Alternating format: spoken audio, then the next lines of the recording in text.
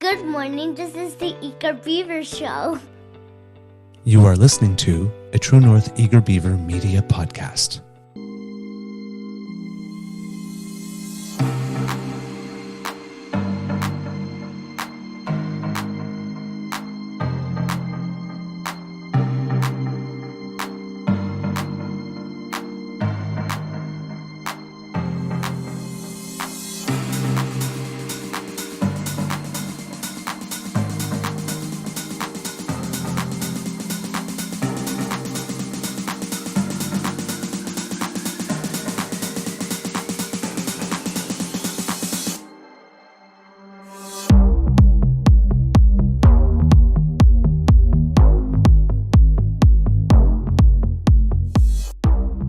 The True North Eager Beaver podcasts are proudly brought to you by our founding sponsors, the Miss V Mysteries from Corvid Moon Publishing, your source for science fiction, fantasy, and cozy mysteries featuring a broad diversity of characters.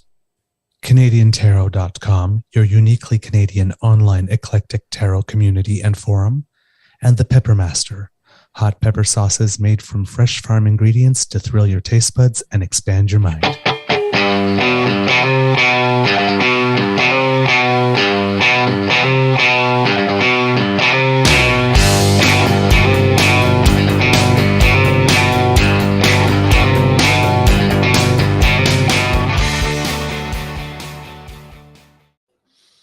Well, good morning and hello, kids, and welcome to season 3 and episode number 278 of the Daily Beaver Morning Show here on the Cryo Media Network. Yeah. My voice sounds a little better today because yesterday I had vocal practice for We Will Rock You, so my vocal warm-up has kept my singing voice nice and flexible for this morning. Today, recording day is Thursday, December 21st, 2023. Only 4 more shopping days till Christmas if you are observing. And it looks like it's going to be a gorgeous day here at the Beaver Lodge. A little crisp, but not too cold, and a nice clear sky. So perfect to go make sure that you get all those last minute things to fill your stockings. I'm your host, the Eager Beaver, pronouns he, him, hey, Mr. Beaver, eh? And with me as always is my good friend, Mr. Grizzly. Thank you to our podcast founding sponsors, the Pepper Master, the Miss V Mysteries from Corvid Moon Publishing, and CanadianTarot.com. We have a nibble for you this morning, but before we go any further, let's do the most important thing we do every day, which is ask you, Mr. Grizzly, how's your mental health doing today, sir? Well, sir, mental health I think is good. It's the physical health. I'm feeling like I got hit by a truck. Ooh. Yeah, I'm getting old. My body hurts. I'm just head to toe aches, pains, sore back, sore muscles. You know, it's that, and physical exhaustion because just been working so much. But 2 more days and I get to rest. I think it reminds me of a song from a musical that I was in. Beneath the makeup and costumes and lights, you never had guessed that I got aches and pains and fevers and congestion in my chest. Chest. Yeah. Chest. Well, yeah. I don't have congestion, but aches and pains for sure. But I think mentally, I think I'm good today. I just noticed it's minus 18 here in the nation's capital. Whoa, okay. It's only minus 7 here. So you guys are way crisper. Yeah, this is first day of winter. So yeah, exactly. It's solstice. Winter solstice. Yeah. So happy solstice for those who celebrate and observe that. The other day in Quebec City, I thought it was 16 degrees above normal. It was like plus 5 or something. Well, we broke the record in Ottawa on Monday this week at 5.9 degrees. It was the warmest day ever recorded for that date since records have been kept. Wow. Gee. Okay. All right. I didn't think it was going to be this cold this morning, though. The forecast, when I checked it the other day, it was not supposed to be anywhere near this cold. No, just like minus 2 or 3 or something. Yeah. I believe. Yeah. 5. It's plus 5 for Christmas Day. Not the warmest. Plus 3 on Christmas Eve. Again, not the warmest. We hit, what was it, a bunch of years back? We hit 20 degrees on Christmas Day. Oh yeah, I remember one year. I mean, many years ago. However, we had after Christmas, my partner and I at the time had rented a cottage like for 2-3 days where we could cross country ski and all that kind of stuff, and it was just mud everywhere. Yeah. So we were there for about one day, and then he looked at me and says, "Want to go to New York City for New Year's Eve?" And it's like, yeah, let's do that because there's Yeah. nothing going on here, not even the rent. So it's like, ugh. All right. Today, a little hodgepodge of stuff for you kids. Just various things in the news going on. No specific theme. However, I don't know if you've heard internationally, it seems that in Serbia, there was an election recently, and the party that lost is asking for, I guess, the results to be overturned because it seems that there may have been cheating by the ruling party who won again. There's accusations that they engaged in some vote buying. So the current president, and for now, let's say re-elected president Alexander Vucic, called a snap parliamentary election. And apparently they say that they won 47% of the vote according to near final count. That was a couple of days ago. But so his party is called Serbian Progressive Party, which seems to not be particularly, he seems to be very pro-Putin. And the opposition party is called the Serbia Against Violence Party, or banner. I guess they were running all together. They were well behind with around 23, but they claimed that there was fraud. And they called a protest Monday evening, which did happen. And things are a little messy over there, so you may be hearing about Serbia in the news. And in Argentina, it seems that people are already protesting the new government because, well, he delivered an austerity plan. Now, of course, as we know, things have not been economically good in Argentina for a while now. Had a triple-digit inflation last time we checked.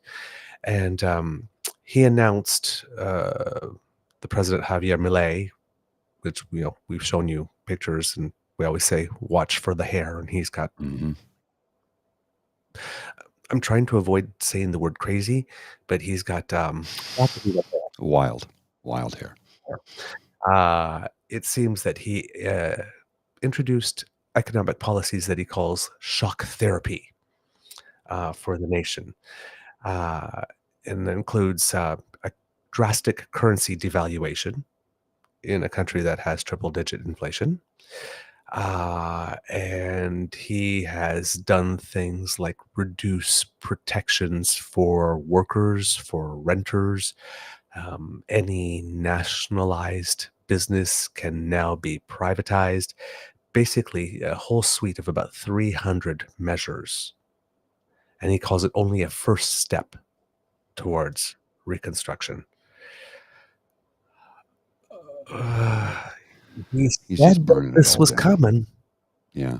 He's burning it all down, though, is what he's doing. Like, he's just going to destroy the nation. And it's not like Argentina's economy was doing good. Yeah. So according to the BBC, it says last week the government weakened the value of its currency by more than 50% against the US dollar. The exchange rate was cut to 800 pesos to the US dollar from roughly 391.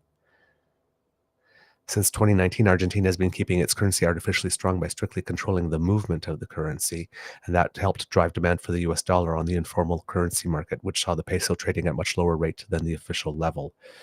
So that's why he says he's doing that. But according to the BBC, wow, the inflation is now by about around 150% over last year. And it has low cash reserves and high government debt, while 40% of the population is living below the poverty line. So, yeah, major protests. It's almost, I mean, we kind of knew this was going to happen based on what he was saying during his campaign. But this is pretty fast Hmm. to start protesting a government. Of course, we saw that in the United States after Trump as well. Basically, as soon as he was elected, we had women in the pink hats protesting, and then it just got worse from there. Then we had a whole bunch of lawyers and stuff protesting when he was trying to impose his Muslim ban right off the bat as well. There were protests at airports and stuff. So again, there seems to be a script when you elect someone like this. You elect someone like this, and then they try to shock you into submission, and then everybody starts, well, not everybody, I'm guessing, but a whole lot of people start rising up. So if you're watching the news, those might be two international news stories in addition to what's going on in Israel and what's going on in Ukraine that might be filling your screens over the next couple of days. Got Kit Saucy going, isn't Argentina the place where Russians are leaving to have babies and where Nazis ran off after World War II? Trying to remember history without caffeine is dangerous. I think you may be correct there. I do believe that Argentina was a place to which former dictators and stuff did run for a time. It's you gotta feel like when we're saying democracy is fragile, there are Yes. some people that want to win who will do anything to win. And when we're saying, if you want change, don't just vote for change. First ask change to what? Change for the sake of change. I'm just tired of the guy. Let's change. You got to be careful what you're getting. Ontarians know that. Huh? Doug Ford? Oh, yeah. Yeah. The same. You wanted change from Kathleen. Look what you got. It wasn't good. So, yeah, not good at all. So just keep your eyes open for that. What else do we have for you today, my friends? Yes. The First Nations of Canada, particularly out on the prairies, are calling on Ottawa to redraft a proposed new clean water legislation because they are claiming the bill is not doing what it intends to do. The bill is supposed to ensure safe drinking water and wastewater services in their communities, but there are two groups representing more than 100 First Nations in two provinces who have reported to CBC News that they can't support the bill because it's, quote, too lax and could leave their people on the hook for problems with water treatment. This is really interesting because all of the new water treatment services that have been built over the past years have come with this agreement that the federal government will provide training and also provide funding for the continued maintenance of these. But this seems to be almost the opposite. Chief Rupert Manine of the Tall Cree tribal government, which is based about 500 kilometers north of Edmonton, is quoted as saying, basically, Canada has given me a broken down old vehicle. I'm not in any way going to take on something that's all broken down and take the liabilities on that come with it. I'm not quite sure why the bill would have been written that way, because it seems to go against everything the government said that it has been doing for the last 8 years and what it had intended to do. And this discussion was had when it came to making sure that the reserves had the potable drinking water, and it seemed to have been resolved.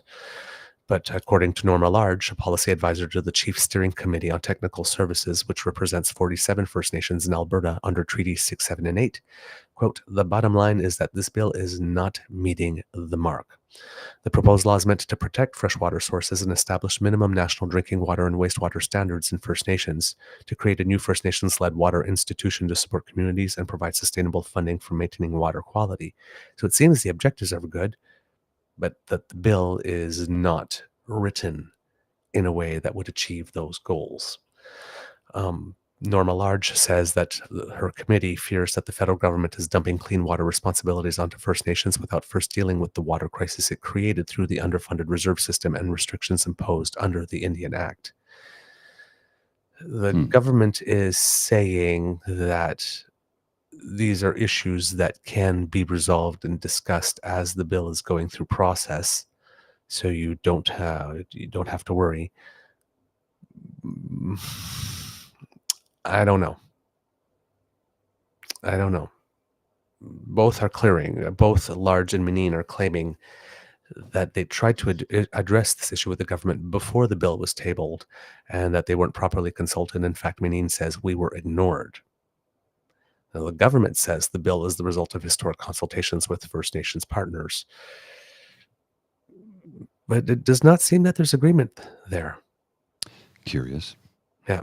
Now, Patty Haidu, who's the minister responsible for this, her press secretary, Simon Ross, says that the draft version of the bill was posted online and sent individually to all First Nations chiefs, and an updated version was shared with them last summer. I'm not sure if writing a bill and sending it to people is consultation enough. The article doesn't say how much consultation took place prior to those drafts being sent to the chiefs. Ross said that Minister Haidu met twice with Treaty 8 First Nations in 2023 and once with the Assembly of Manitoba Chiefs in April 2023. That would not be a lot of consultations if that happened before the drafting of the bill. But Grand Chief Kathy Merrick of the Assembly of Manitoba Chiefs said First Nation leaders still weren't adequately informed, and she says that she is disheartened. Ottawa says it co-drafted the bill with the Assembly of First Nations, which took the lead on the file in 2018.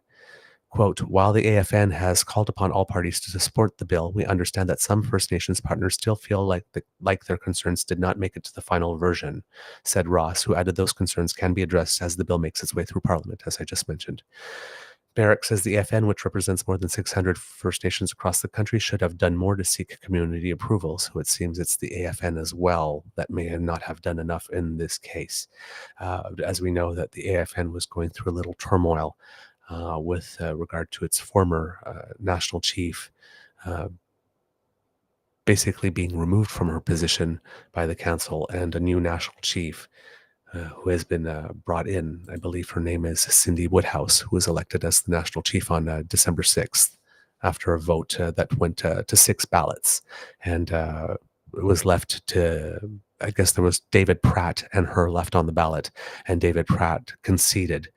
This also led to some people within the Assembly of First Nations to say that Cindy Woodhouse's vote was not legitimate because the person has to win at least 50% of the vote, and on the final ballot nobody had got 50% of the vote, and Woodhouse won by David Pratt conceding, not by having another round of voting that reached the 50%. So I don't know with regards to the organization what that means, or if it sets the basis of an actual grievance on that level. But that took place. So there was some transition there. I don't know if that could have affected the level of attention that the AFN could have given to this issue at the time. But it seems that the fault, according to the nations that have concerns, because I don't want to say complaining here, have legitimate concerns, extends not only to the government, but to the AFN as well. I hope that this can actually get resolved during the process. Pimickamek Cree Nation Chief David Munius says that First Nations need proper infrastructure and resources to ensure they can produce safe drinking water. He's quoted as saying, right now we don't have that in place, and his community is located more than 770 kilometers north of Winnipeg. Those who have concerns say that the bill uses the term best efforts to describe the government's obligation to ensure access to safe drinking water and funding, and they claim that this language is inadequate. Best efforts are not good enough. Essentially, you need to do it. Chief Alan Adam of the Athabasca Chippewan First Nation in northern Alberta, approximately 700 kilometers north of Edmonton, is quoted specifically as saying, best efforts is not strong enough. It has to be concrete. So it's almost like a Yoda thing, right? So do or do not, there is no try. It seems that way, yes. Yeah. And Or do not. There is no try. No, that was Kermit the exactly. Frog, but And Chief Alan Adam says specifically, no shortcut should be taken when it comes to safe drinking water. When you turn your tap on in the city, we should have the same assurance that the tap water is good for us on the reserve. He is right. Mm-hmm. Oh, yeah. No question. He is right. Absolutely right. So that is going on, Kits. Do you have anything, Mr. Grizzly?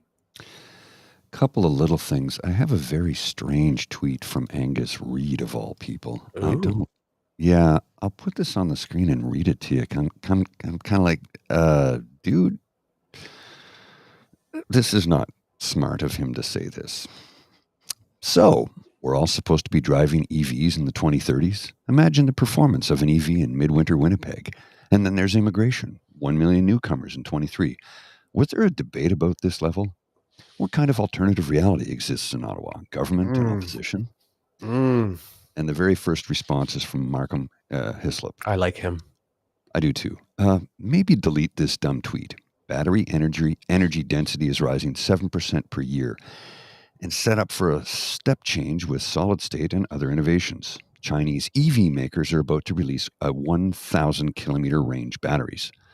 So if in 2035 an EV in the PEG loses 50% charge, no big deal, right? Mm-hmm. I'm like, as a pollster, it's a really bad take. And I mean, if you go to his Twitter page, he's like, sociologist, PhD, prepared to put my own spin on the unfolding dynamic, dyslexic, sorry. Views mine, not angusreid.org, which routinely polls Canadians. But the thing is, dude, you are the face of the company. To say something as ridiculous as that, how am I supposed to take you seriously?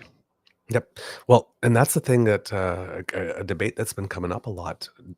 Journalists, politicians, owners of polar companies, heads of organizations, when a Twitter account that sometimes makes my eyes open wide is David Jacobs, who apparently was the president of the Ontario Association of Radiologists or something. Mm-hmm.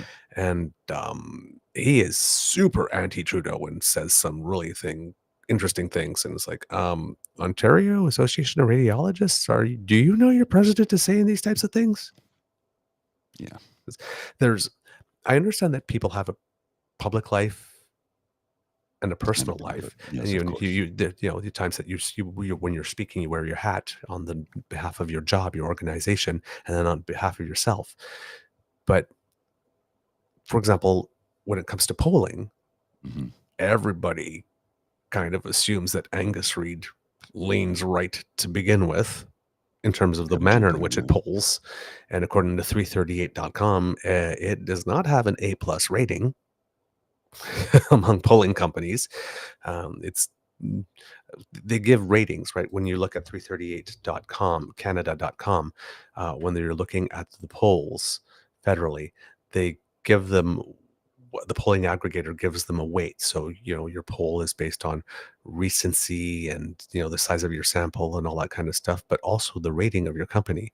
And, Leger has an A+, Abacus Data has an A-, Main Street has an A-, Research Company has an A, but Angus Reid has a B+, and Innovative Research have a B-.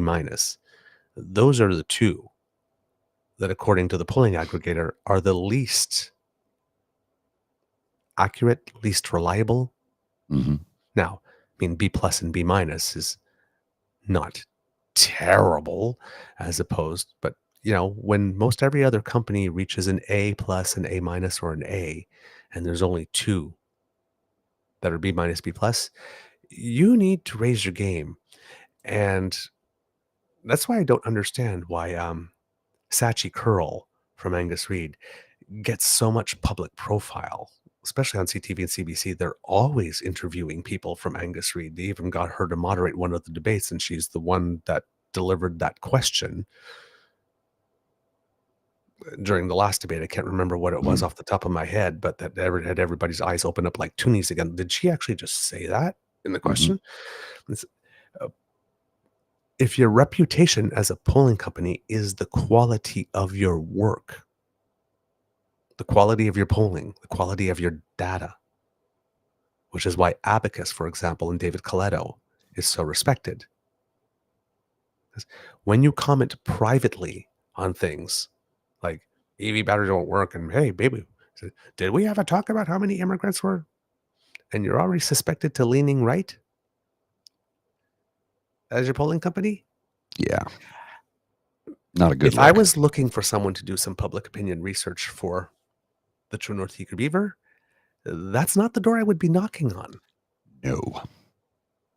Like, bro, not a good look. The owner of the polling company should not be the story. The director of communications, I'm looking at you, Sarah Fisher, should not be the story. Yeah, no kidding. There are jobs where you are supposed to be invisible, and you're supposed to let the work speak for itself. You're not supposed that. I mean, Journalists, right when you make private commentary on your feed. Now, of course, there's a balance, right? You want people to know you, which is like, for example, why we share a little bit about ourselves and we do the podcast. We want people to get to know us as people, so that when we report stuff on this show, where we're coming from as human beings. But if on my personal feed I was like, all you damn white people and always oppressing us and like this, and now all you drunken natives and all you, and then when I come and report about drinking water, how can I take you seriously if you did that, right? But you need to be consistent across your platforms. Yeah, that's your brand, because the bias otherwise shows. And you can't say, well, my personal views have nothing to do with the company that's named after you. That's what you're saying? Yeah. You may want to pump your brakes, Mr. Reed. Yeah. Just a little. In other bad takes, I'm going to show you something from the Toronto Sun. And then I'm going to read a comment about it. So I'm going to put this on the screen. It's a editorial cartoon. And it's done in really bad taste. Ooh. Oh, way to go, Toronto Sun. You've managed to 1, insult Ukrainian dignity during their existential struggle for survival, 2, perpetuate anti-Semitic stereotypes, and 3, advance Putin's propaganda efforts, all in one cartoon. Real slick. Okay, to describe it to the kids who are listening, it's basically Volodymyr Zelensky and Joe Biden walking down the hallway. We see them from the back. Biden's got his arm around Zelensky. Zelensky's wearing his military jacket uniform. It's written Ukraine on the back, and you see his profile from the side because he's looking at Biden. They drew his really nose. His profile there. He does not look like that. It doesn't look anything like that. I get it's a caricature, right? But that he doesn't look anything like that. They made him darker. Yes. Than he is as well. They almost made him look Arab. Yes. And he's basically lifting Biden's wallet out of his back pocket. Way to go, Toronto Sun. We know exactly who you are. When people show you who they are. And also tropes, right? Because Zelensky is Jewish, and Jewish and money. Yes. And then they gave him a giant nose that he doesn't have. Like, this is beyond. Wow. Yeah. Yeah. This is in the Toronto Sun. I saw this morning and I'm like, is that real? Oh, it's real. And here's the thing. I saw a digital version. This is a photograph of the image from the paper. Like, Adrian Batra, editor-in-chief, you might want to have a look at what you're doing as an editor, because that was whoa. Wow. I'm speechless. Yeah. Whoa. Mouth agog. That is terrible. Well, and here, don't forget the ageism. And let's take another look at this for a second, if we shall. And here's where the ageism comes in. Joe Biden is not bald. No. Yeah. Joe Biden has a lot more hair than that on the top of his head. They show him as bald in the back, and he's not. Sure, his hair's thin, but he's got a full head of hair.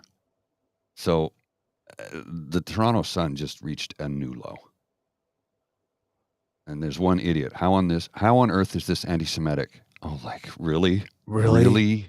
Where have you been the last 80 years? Like,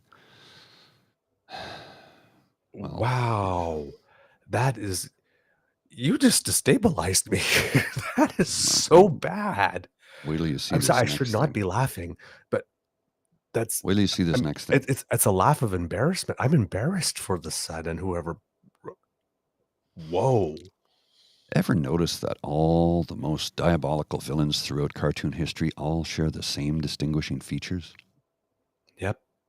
Hooked nose. Yeah. Weird teeth. Rubbing their hands together, Yep. like diabolically. Yep. You And got then- Sam Snidely. You got Gargamel there. You got. Wow. Wow. That is so horrible. Well, I mean, this is what they did to Volodymyr Zelensky. This altered anti-Semitic image of a stereotypical plotting Jews appeared in a blog article that asked if American taxes would replenish the coffers of Lehman Brothers. The original image is from a white supremacist website. I mean, Toronto Sun, get your shit together. You have sunk to a new low. I don't. And somebody's like, it's like, how on earth is this anti-Semitic? Okay. Wow. If I have to tell you, yeah. That. Oh my God. I am shocked. Beyond belief. Okay, we let's go to one that's a little less shocking, perhaps. Mr. Grizzly, I have one for you that I saw yesterday that I really liked. It's Okay. about the dental care plan. You're going to need to blow that up a bit if you Yeah. could, sir. All right, I'm going to need to blow that up. All right. It is for those who are, I think that's about as big as oh, there we go. Can There get you it. go. There you go. If you would put it up there. Sir. And there you go. It's Jagmeet Singh and Justin Trudeau acting as dentists. They have their dental masks on, and Jagmeet Singh is holding a bag of cement. And Justin Trudeau has a cement spreading tool, and Pierre Poilievre is in the chair, and his mouth is full of cement. And the Prime Minister is quoted as saying, "This dental plan allows us to fill some cavities." I like that one because Justin it has sits here with a levels. trowel. I love that because it has levels, and both of them have a completely unimpressed look on their faces. Mhm. Yeah, describing Pierre Poilievre as a cavity that needs to be filled, I, I, I think that's kind of accurate. He's pretty much an empty suit. So, see, that's how you do an editorial cartoon. Indeed. That will raise the hackles of conservatives and make other people giggle. And the few conservatives who are left who still have a sense of humor may actually enjoy it. But that one from the Sun, no. See, that's the difference, right?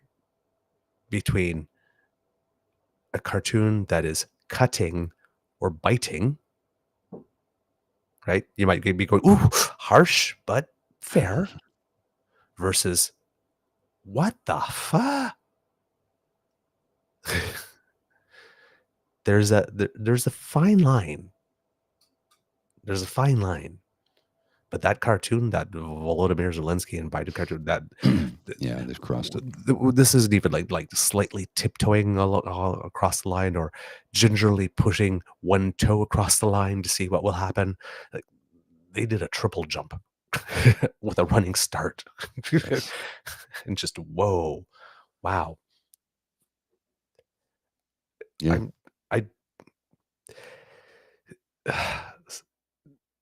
there's a movement there, as nasty as you want to be. People are doing it. They're indulging in it, and it's not a good look. It is not a good Well, look. well, in other news and commentary regarding Pierre Polyev or PP or Skippy the Wonder Pigeon or Skippy or Jeff, as his real name is, I'm told. Jeffy Pop. Yeah, there's a comment I hear on Twitter from Ashley Betty at our Like her too. artist Ashley, ArtisteAshlei. I follow her. And her commentary is, as a queer person, the rhetoric and hatred that Pierre Polyev is currently spewing about the 2S LGBTQ plus population is worrisome. I would no longer feel safe if he were ever elected as PM. She is not alone in that statement. I know a lot of people who have said basically the same thing, including you, sir. Mm-hmm. Oh yeah.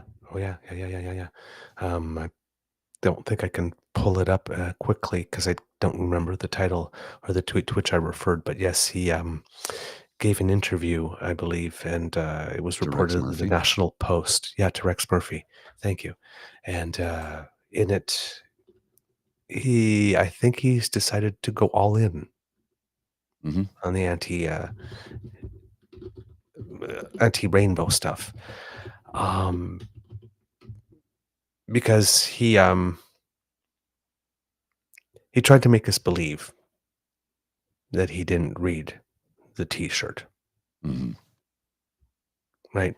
And Come on. he did tell come on. us that he was going to get back to us on what it was he was going to do to celebrate our freedoms as rainbow people, to live and love the way we Has he do. gotten back to you yet? I am still, when you have like two sisters and one's very popular and one's a little more homely and bookish. I'm the homely, bookish sister on prom night, still at home in my dress, waiting for the phone to ring to see if somebody's going to ask me to go. He never got back to us. He just ghosted us. I found the article here. Polyev doubles down on parental rights, pitches disaffected NDPers in Rex Murphy's year-end National Post interview. Conservative leader Pierre Polyev says he maintains a commitment to, quote, parental rights. Not a thing. And again, which parents? It's only the parents who agree with you, because the parents who don't, apparently they don't have rights, right? If we're talking about parental rights, it's supposed to be the rights of all parents, those who agree with you and disagree with you. But we don't talk about the ones, right? It's just only the rights of parents who agree with us. And he feels the same way about Indigenous people when it comes to oil and gas, right? He says, what about Indigenous people who choose to have oil and gas? Yeah, those are the only ones you support, and only in that domain. And That's then right. once you get the oil and gas, then you forget that they live and still pollute their drinking water. Well, Yeah. a few billion liters of drinking water polluted. If we can, another pipeline. profit off of it. Yeah.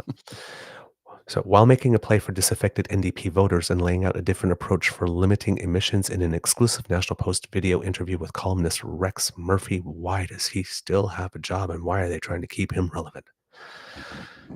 During a discussion about how political ideologies are influencing universities and public schools, Polyev noted that he supported two conservative premiers in Saskatchewan and New Brunswick who had implemented provincial policies requiring principals and teachers to inform parents or get their consent if their child opted to change their pronouns or name while at school. It's one of the few areas where Polyev, who has mostly stuck to pocketbook issues in his attacks on the government, has been willing to pick a fight on a cultural issue. The conservative leader framed, I'm not sure that's true, National Post. He's calling everything woke all the time, and always saying leftist radical ideology and stuff like that. I'm not sure that the trans issue is one of the few. That's doing a lot of work there in this in this article here. The conservative leader framed the issue inside as consistent overarching themes of freedom and getting rid of gatekeepers, saying that politicians should let parents raise their kids freely, which means that parents who are also okay with children determining for themselves how it is that they would prefer to be referred to right? Isn't that a freedom? Shouldn't parents be free to raise their children that way? Quote, if I were to create a political party from scratch, it would be called the Mind Your Own Damn Business Party. People can make the decisions of who they marry, who they date, how they live their lives, but also how they raise their kids. Do you hear the inherent inconsistency here? Mhm. Because this policy is a school and a provincial premier determining that they know better for your kids than you or your kids, and that they are going to take, once again, I keep on saying it, the most private, sensitive, delicate information that there is about a child. And they're going to appropriate it and make it theirs to do with it what they will. Everybody says school shouldn't be keeping secrets. It's not keeping secrets. And again, logically, if a school shouldn't be keeping secrets, a school shouldn't be sharing secrets as well. The secret does not belong to the school if you're calling it a secret. It is privacy, not secrets. A child, as a human being, has a fundamental right to privacy. And for a school to step in and say, no, you don't, this private information about yourself is now ours, and we're going to do with it what we want, and we as a school and a school board and the premier know more what's going on in your home than you, the child.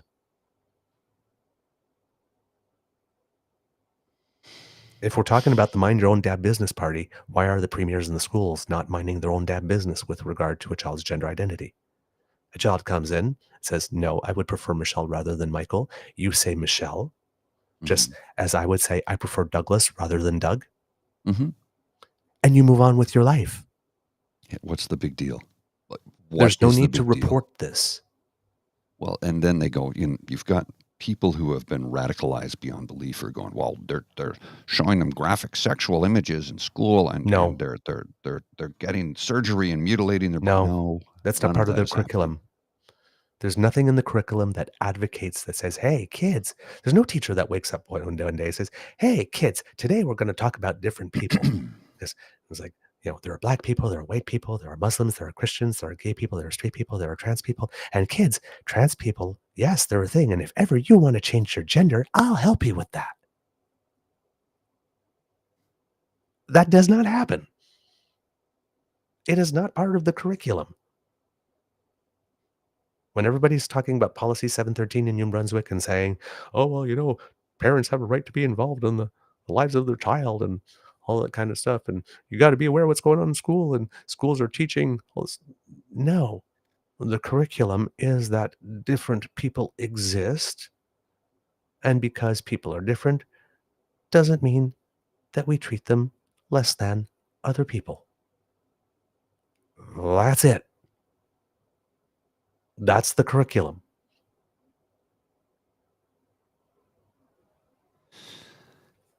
It's like, come on. Yeah, I know. Polyev says, we have to respect parental rights, and I stand for parental rights. Here we go. Like this, watch how many times. We have to respect parental rights, and I stand for parental rights because I trust parents to make the right decisions for your kids. Well, no, you don't. You don't.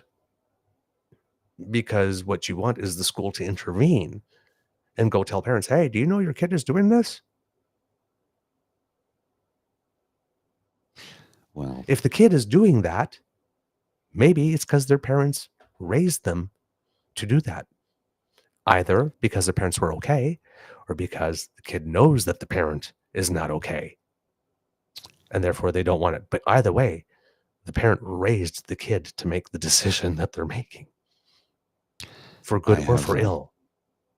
I have a story here that I sent a link in the chat to you. I'm not gonna read the story because it's a little disturbing for a lot of people, but this will go back to the whole parental rights thing that Pierre Poilievre keeps thinking about and talking about.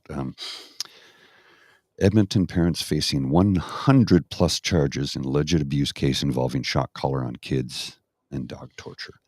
That's all I'm going to read because the story is really disturbing, to the point where the advocate, the center, says Hang on, I'm trying to find the line here from the story. It says it's the worst. Okay, here it is.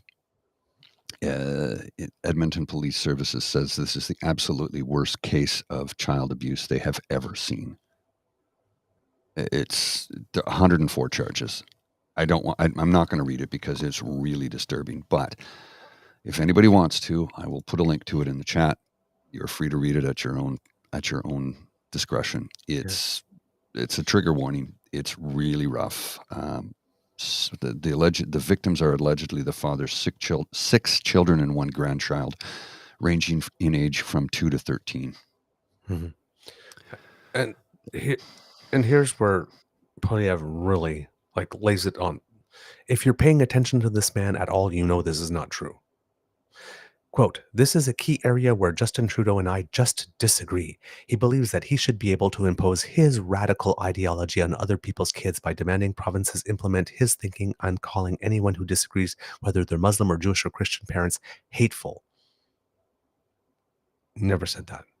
And so I think he should butt out and let parents raise kids. That's why my role as Prime Minister is not going to be to impose my values on other people.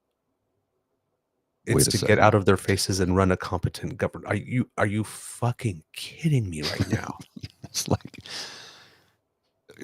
I love Rachel Gilmore commented on this. I'm listening to Polyev's interview with Rex Murphy. Let me start by saying this. If any unestablished journalist showed as much naked deference to a politician during an interview as Rex is showing to Polyev right now, they'd probably never work again.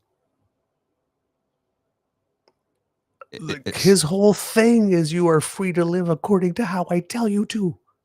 Yeah. That's what I'm not here to impose my values. And then there was another article in the Toronto Star a few weeks ago about here saying at the beginning of the month, I'm not here for a free lunch. Dude, we're spending how much money per month? It's like $16,000 a day or something he's spending on self-promoting and self-aggrandizing. He just spent a year and a half or something like this crisscrossing the country, collecting salary and benefits for not doing his constituency MP work. His whole life has been a free lunch. He's been in Parliament for 20 years and he's sponsored 7 bills, only one of which have passed. One. He's had 20 years of free lunches. Yeah. I'm not here for... Tell a lie, make it big. Repeat it often. When if you're listening to Dean Blundell's show, when he says that Pierre Poilievre is Canada's big lie, it's like everything out of his mouth, especially if it's about himself. It's always a lie. It's like Justin Trudeau wants to impose his radical ideology on people, and if you don't agree with him, you call him hateful. Justin Trudeau hasn't set any transgender policy with children at all. None. Zero. And if he's ever commented on it, it's basically we should respect human rights.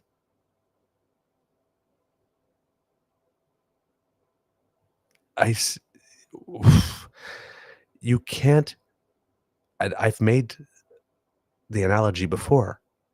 For example, if you are a woman and you are pregnant and you decide you want an abortion, should the doctor be mandated to call someone in your family?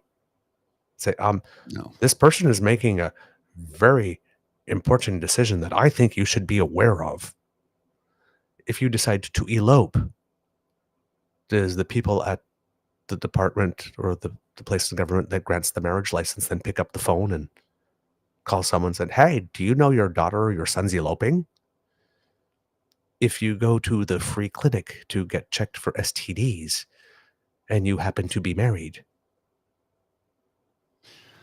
does the people at public health call your spouse and say, do you know that your partner has been fooling around on you or has come in for an STD test? If you go to the pharmacy and get your Viagra prescription, does the pharmacist call your wife or your husband and say, do you know that your partner is picking up Viagra? Because if you happen to be in a sexless marriage, and your partner's getting Viagra, it's clearly not to be used with you. Now is it? But for some reason, when it's kids, about how they choose to be referred to,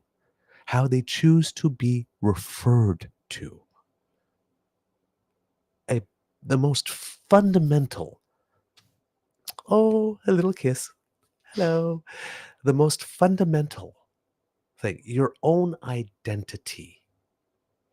Right? When I was on Dean's show, I kept on saying, it's like, no, it's Douglas. Hey, Doug, no, it's Douglas. Hey, Doug, hey, it's Douglas. What the hell, man? I've told you 5 times it's Douglas. Why are you insisting on calling me Doug? What's your problem? Who was that? No, I'm just saying that was an example I was giving. Right? When you when you keep on telling somebody what your name is and they keep on insisting on using the wrong name, at some point you're going to turn around and go, hey,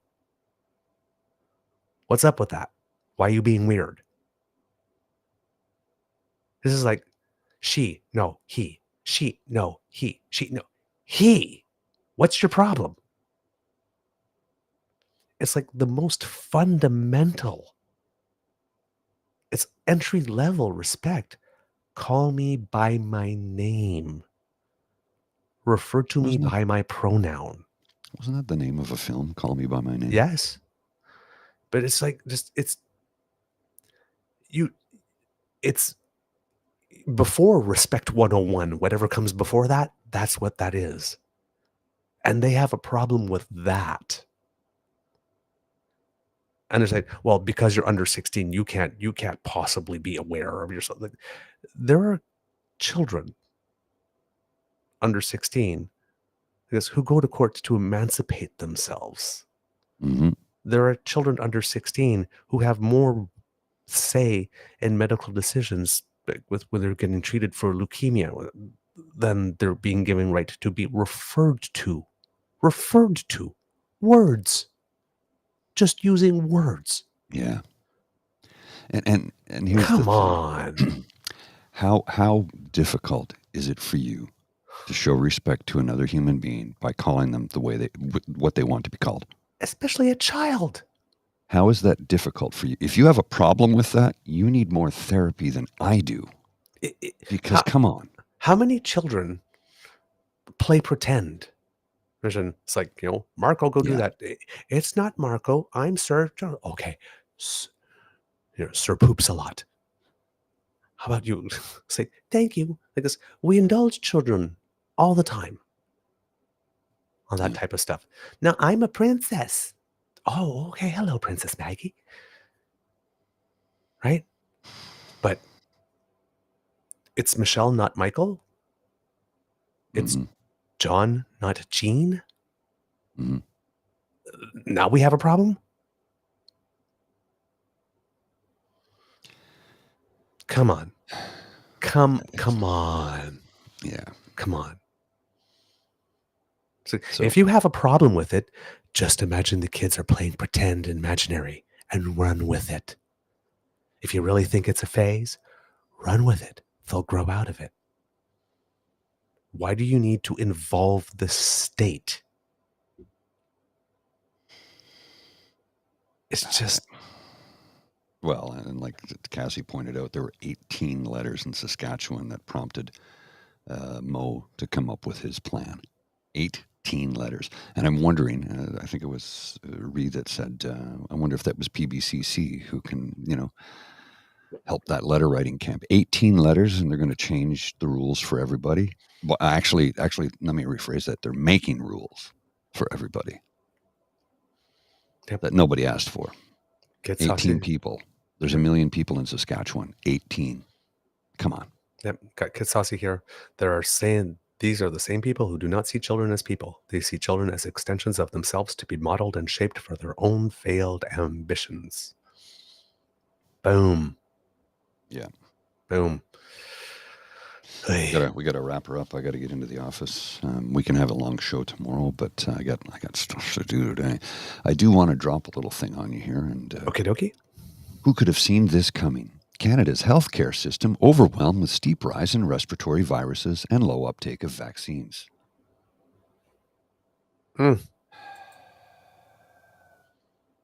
Mm. Linda points out here more than 18 people objected to Scott Moe's policy, but they ignored that number. Interesting. Yep. I think what is it they say all the time? They're ramming this down my throat. Yeah. Yeah. Well, Scott, and if you're listening to year-end interviews, by the way, Scott Moe just recently gave an interview where he focused on talking about education. Mm-hmm. I encourage you to listen to that or read it if you come across it, because the answers are literally tons of word salad. When you were talking about how deferential Rex Murphy was to Pierre Poilievre, the person who did this interview with Scott Moe was equally as deferential. Mm-hmm. He literally said nothing during the entire interview and made points such as, we're going to support, I support the people who elected us or something instead of everyone. There are little just turns of phrases in there where you're sitting there like, isn't your job supposed to support everyone, not just those who elected you? So this is like completely consistent. I got 18 letters saying there's huge public demand for this. It was like, you had 100 people protesting. It's like, but I got 18 letters. Only the people that voted for me. That's who he's governing for. Yeah. That's who he's governing Nobody for. else. He literally said he let the truth slip out. Ay. And he's still at 54% popular. I don't get it with this guy. Anyway, hey, kits and cubs, that's the end of the Daily Beaver Morning Show. We hope that you enjoyed listening to us because we enjoyed making this for you. Remember that sharing is caring and word of mouth is priceless, so please tell your peeps and poops all about us. We like that very much. And if you would like to make sure you do not miss an episode, well, you don't have to. Thanks to the Ray Girl. Yes, thanks to the Ray Girl, you can go to our Podpage site. That's podpage.com/The True North Eager Beaver, lowercase letters with a hyphen between each one of those words. And there you go, that little squiggly that just appeared. And that allows you to subscribe to us. And when we have something fresh off the bandwidth, it will come to you. And if you do like subscribing to stuff, hey, we have a YouTube page, True North Eager Beaver. Yes, you go there and you will find all of our shows and our pubcasts, which could only be found there if you like to watch those a little more relaxed. And you go there and you click on like, share, subscribe, make like Kit Elaine. There you go. Oh, who tells us that Laura Babcock is on Dean's show this afternoon? And I don't know what happened last Friday. I was supposed to be on Dean's show and nothing happened, and I haven't heard back yet. So I don't know what happened last Friday. So I'm sorry for getting your hopes up. Hopefully we'll be able to reschedule. But the show didn't happen last Friday. So just don't want to let you know. Don't want you to think that I was misleading you there. Just something came up and I got bumped or something, or the show didn't happen. It happens. Yeah, it happens. But yes, please tune in to listen to Laura Babcock because, as you know, she's fabulous. And Dean, I'm sure, will have very interesting set of questions for her, given that he knows a lot more about the Doug Ford stuff than even we do here. So again, our YouTube page, like, share, subscribe, go there. And if you would like to help us in another way, again, as we keep on saying, because it is the season, only after you have done your Christmas shopping and after you've done something good for yourself and done something good for the world, if you'd like to send a couple of dollars our way, especially since the end of the year, well, you can do that via our coffee page. That's where you will find the Eager Beaver Lodge Emergency Hydration Fund, the squiggly that should be right by Mr. Grizzly's head. I'll lead you there if you're scanning it live, and you will find our tip jar there. And today I do have the names, so I can thank the people who have given us some tips. And at the end of the year, Kits, you guys have been really, really good to us. So thank you to Kit Cassie for quote, she says, "Thanks for making my mornings a little brighter when it's tough being a progressive." And we have Kit Eve, who says, "Thank you for doing all you do. You are both amazing," and sent us a little heart. Thank you so much, Kit Eve. We have Kit Miss Sadeka. Thank you. And family saying, love you guys so much. Thank you. XOXOXO. And we return them hugs. Thank you for the support and love. We have Kit Cheryl, who says, thank you. I love the caring and sharing your podcast provides. Aw, thanks. That's a sweet thing to say. We have a new Kit Vim, who recently discovered us and has paid us a lot of compliments on Twitter. And she says, thanks for the truthiness and brilliant political analysis. Go Team Canada.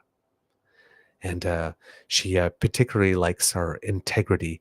And she referred to us as journalists, which I said, we're not journalists, but we do like facts first and a logical, reasonable approach. And she says, well, that goes to your integrity.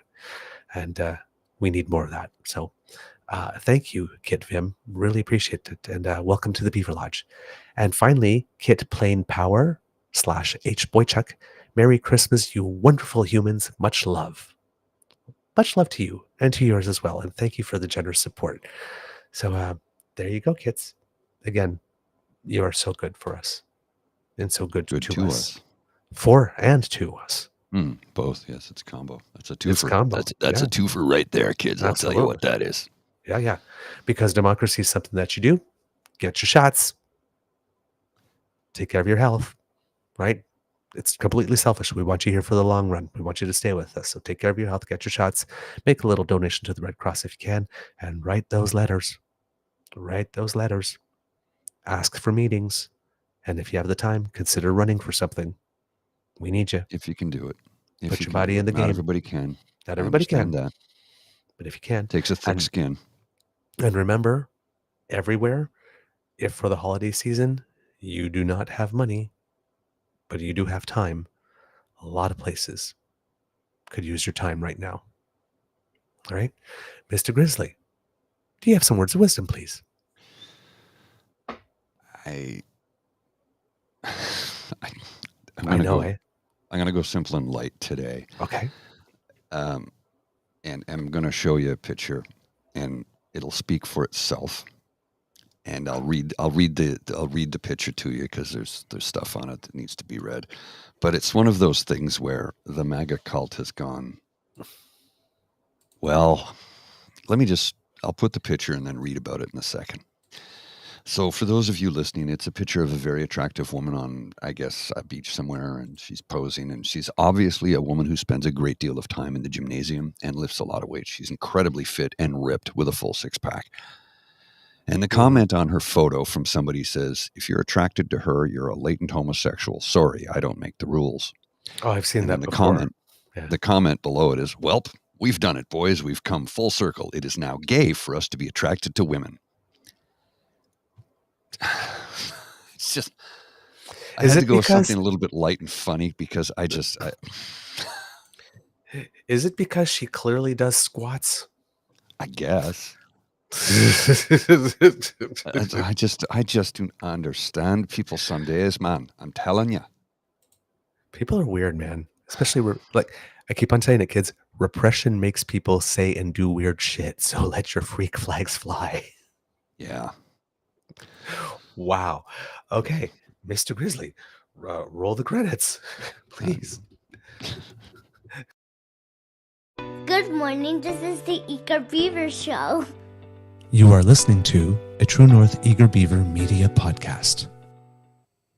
The True North Eager Beaver podcasts are proudly brought to you by our founding sponsors, the Miss V Mysteries from Corvid Moon Publishing, your source for science fiction, fantasy, and cozy mysteries featuring a broad diversity of characters. CanadianTarot.com, your uniquely Canadian online eclectic tarot community and forum. And The Peppermaster, hot pepper sauces made from fresh farm ingredients to thrill your taste buds and expand your mind.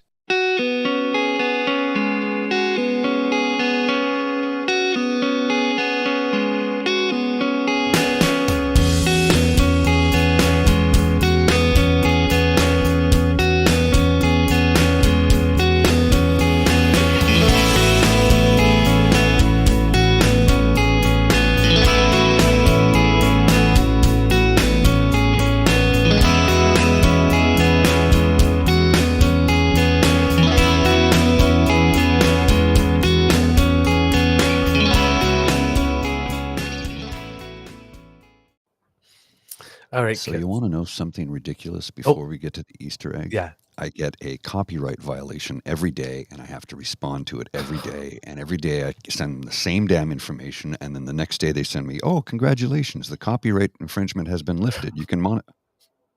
And each time I go, "Why do I have to do this every damn day? We're on 5 days a week. There's the same music at the front and the end. It's paid for. It's licensed. Stop doing this." And I have to do it every day because the algorithm flags it. It's just, I thought AI was supposed to be intelligent. Apparently it is not. Only as intelligent as the people who program it. I guess. So your Easter egg, sir. Yes, this comes from Mr. Otter, Ryan Lindley. He stumbled upon this, and I think this might be your Queen Beaver's actual theme song. Well, it says, if you're looking for a good reply when you have no words, I have the solution for you right here. Let's have a listen. Bitch, I don't play. I'm petty and I'm known to throw shade. Hating a hoe, please just go. Don't get cute, just walk away.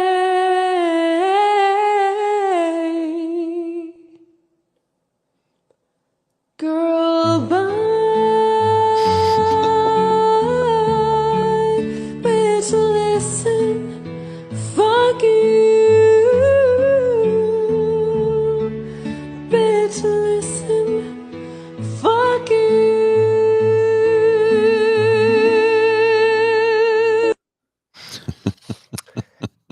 Yep. I think that's my theme song. There you go. You've got it right there. All right. I'll see you.